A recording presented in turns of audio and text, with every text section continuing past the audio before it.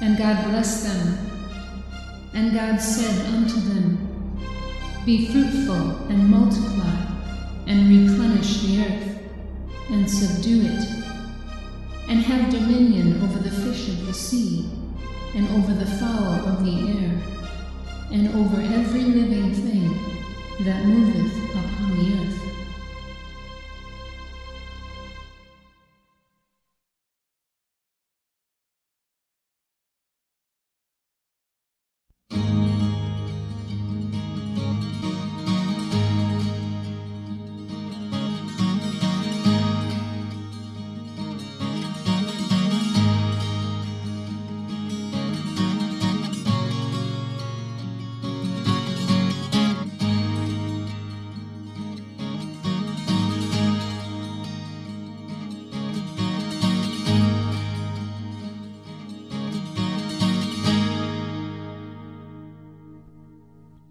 To be an effective horse person, I think that we have to be an effective salesman, and I think that we have to be a coach, and we have to be, somewhat of a psychiatrist, because I have to get into the colt's mind. I have to check his disposition, and see what's going to work for that colt, so that I can effectively set up a program that he's going to buy.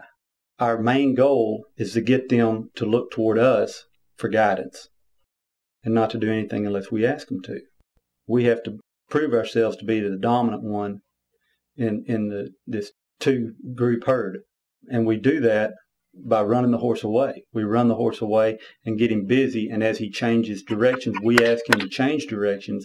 We're telling him where to run. Then he has to look to us to get relief. So then, we become the leader. And once we have leadership established, then discipline isn't a big issue. It's no different than going into a classroom and teaching kids. If you're worried about discipline all the time, then you're not teaching. Because, horses that want to learn don't have to be disciplined nearly as often, very seldom. And so that's what we're interested in getting his attention and his confidence.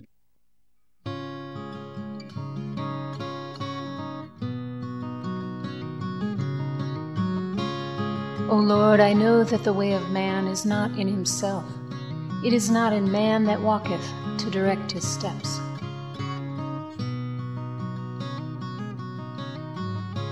Thou wilt keep him in perfect peace, whose mind is stayed on thee, because he trusteth in thee.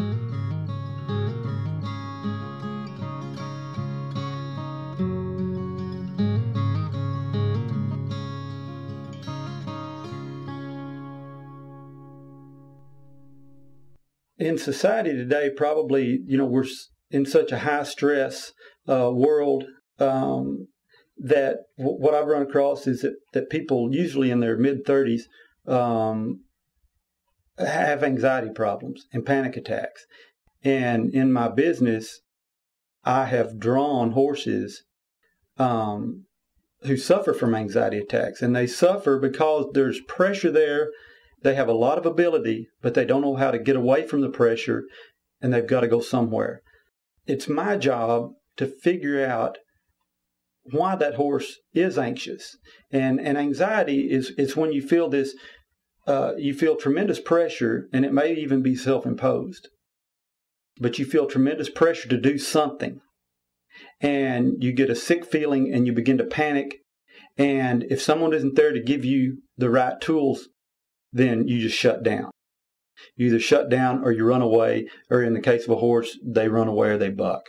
We get a lot of negative side effects from that. So understanding anxiety, when I see a horse like that, and usually, it may be a hyperactive horse or a horse that rears or bucks or runs away, won't stand to be tied, what we try to do is work on their mechanics. We teach them how to move their front feet, how to turn around, how to back up, how to stop, and how to go somewhere quickly. And if we do that, the anxiety subsides in just a few days. and even sometimes in one lesson, it'll subside greatly.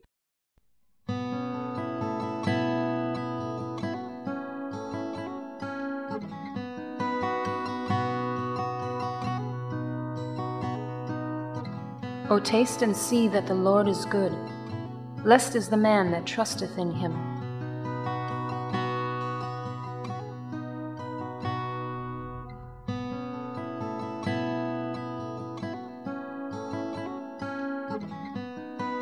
For I know the thoughts that I think toward you, saith the Lord, thoughts of peace and not of evil, to give you an expected end.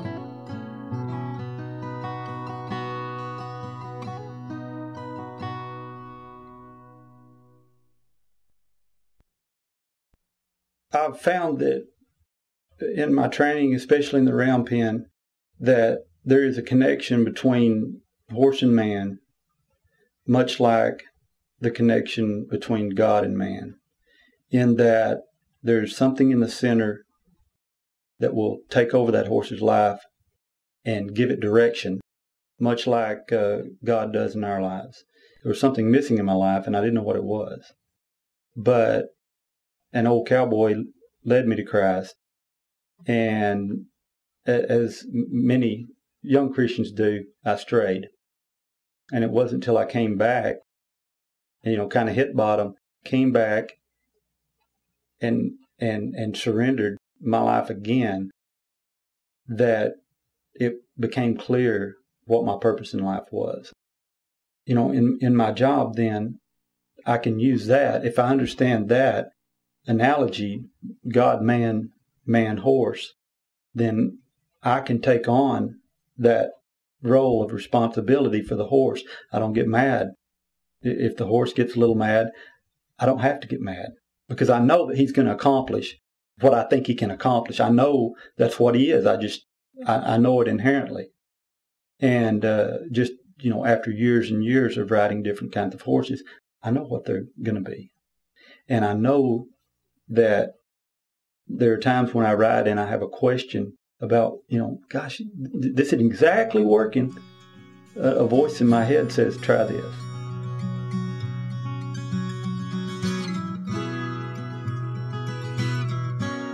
Behold, I stand at the door and knock. If any man hear my voice and open the door, I will come into him and will sup with him, and he with me. Delight thyself also in the Lord, and he shall give thee the desires of thine heart.